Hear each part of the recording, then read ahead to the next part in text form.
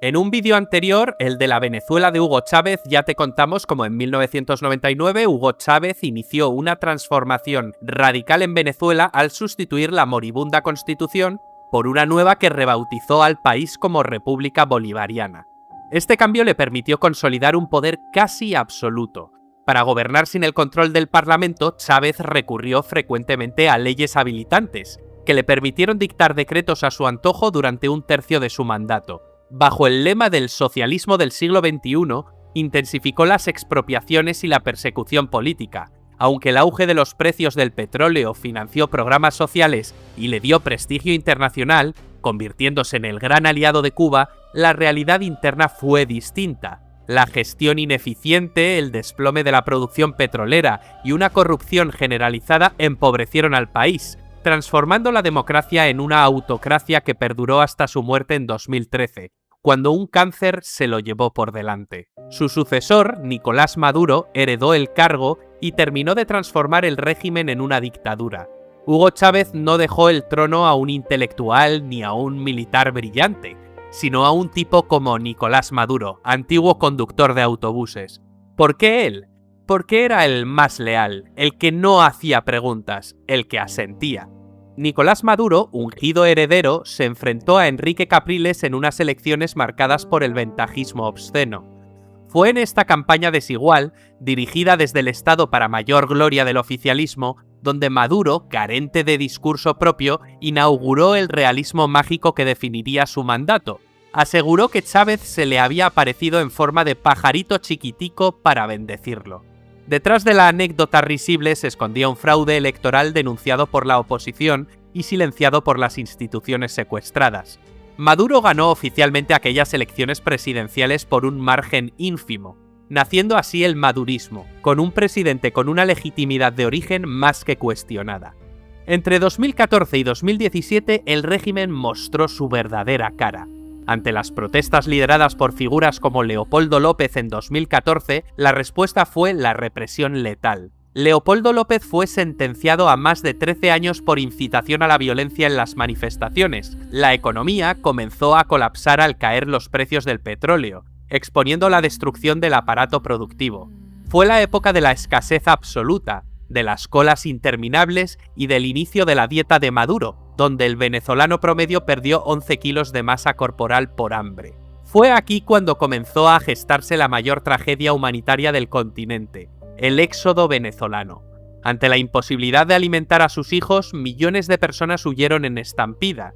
Primero desbordaron el puente Simón Bolívar hacia Colombia, convirtiéndose en los caminantes. Hileras interminables de familias arrastrando maletas por el asfalto, con la suela de los zapatos desgastada y la piel quemada por el sol. Muchos murieron de hipotermia cruzando a pie los helados páramos andinos a 4.000 metros de altura para intentar llegar a Perú o Chile, mientras que otros, desesperados, se lanzaron al infierno verde de la selva del Darién, donde fueron presa de coyotes y de la naturaleza salvaje. No eran turistas, eran supervivientes escapando de la miseria.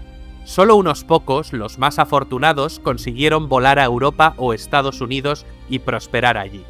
En diciembre de 2015 se celebraron elecciones parlamentarias para renovar los escaños de la Asamblea Nacional. Maduro, confiado en su maquinaria o subestimando el descontento popular, permitió que se realizaran. El resultado fue un terremoto político. La oposición, con una coalición llamada Mesa de la Unidad Democrática, arrasó, consiguiendo una supermayoría, 112 diputados frente a 55 del chavismo. Un varapalo tremendo para Nicolás Maduro y los suyos, que ya empezaron a mostrar sin tapujos sus verdaderas intenciones. Calificaron a la Asamblea Nacional repetidamente como oligárquica, burguesa y enemiga del pueblo, acusándola de buscar un golpe de Estado. El régimen, utilizando un Tribunal Supremo de Justicia Express, acabó anulando sus poderes en marzo de 2017, pues la había declarado en desacato. Todo esto derivó en una oleada de protestas que fueron duramente reprimidas. No fue solo control de masas, fue cacería. La Guardia Nacional disparó bombas lacrimógenas directamente al pecho de los manifestantes y tanquetas blindadas atropellaron deliberadamente a jóvenes en plena calle. Allí se consolidó la figura de Vladimir Padrino López, ministro de Defensa, quien decidió que las Fuerzas Armadas no defenderían la Constitución, sino al partido, a cambio del control total de la distribución de alimentos y también de la minería ilegal en el arco minero del Orinoco, un ecocidio manchado de sangre y oro. Maduro sabía muy bien que no gozaba de la simpatía del pueblo venezolano. Cada vez tenía más a la vista unas nuevas elecciones presidenciales que podían sacarle del poder. Por tanto, tenía que diseñar una estrategia para poder atornillarse a él. El 1 de mayo de 2017, Día del Trabajador, Nicolás Maduro se sacó un conejo de la chistera. Ya que el chavismo no controlaba la Asamblea Nacional, crearon una nueva. Una asamblea que llamaron Asamblea Nacional Constituyente. En teoría, una constituyente sirve para redactar una nueva constitución, como hizo Chávez en 1999. La realidad es que no redactaron ni un solo artículo de una nueva constitución en los 3 años que duró. Su única función sería la de actuar como un suprapoder, un parlamento paralelo que estaba por encima de todo y de todos. El 30 de julio fueron realizadas elecciones para escoger a los 545 constituyentes que la conformarían. La oposición se negó rotundamente a participar en aquella farsa antidemocrática, por lo que el 100% de sus miembros acabaron siendo personas del oficialismo, leales a Maduro. Las protestas en las calles continuaron. De hecho, el pueblo venezolano no había dejado de manifestarse desde marzo.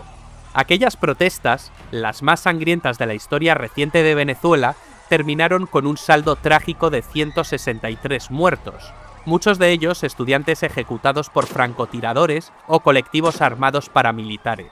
La anécdota que mejor ilustra la desconexión moral del periodo ocurrió a finales de 2017, en una transmisión en vivo por televisión. Mientras el país sufría cortes eléctricos masivos y hambruna, Maduro, creyendo que nadie le miraba, sacó una empanada de su escritorio y la devoró con ansiedad. El país se moría y él comía.